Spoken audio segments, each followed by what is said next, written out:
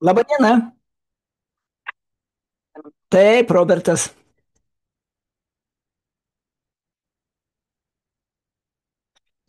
Artimą ryšį per atstumą, mano nuomonė, tikrai išlaikyti ne tik tai galima, bet ir reikėtų, jeigu, čia yra viena sąlyga esminė, jeigu žmogus viduje turi labai nuoširdų ketinimą.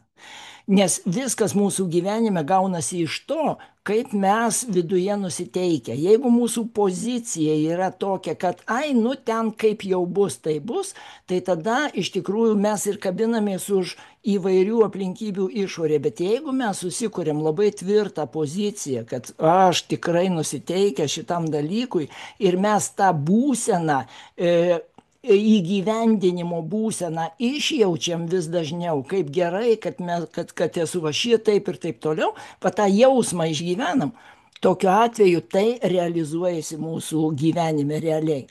Tai va,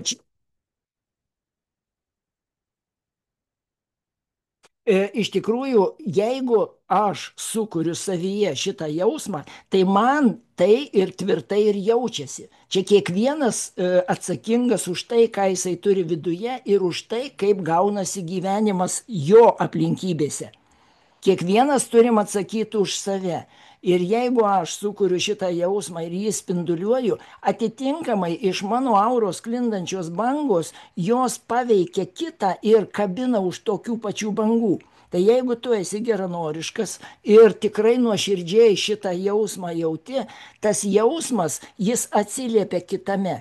Bet jeigu tu suabejoji, jeigu tu pradedi kažkur tai žiūrėti į šoną ir taip toliau, atitinkamai sklinda iš tavęs jau kitokios bangos ir kitoje pusėje kelia nepasitikėjimą, taip pat galbūt galimybę žiūrėti į šoną kažkur ir jau ryšys prastėja. Todėl kiekvienas čia atsako pilnai už savo būseną, kuri įtakoja ir į priešingą pusę. Tai va štai toks mano gilus suvokimas yra ir tokia patirtis.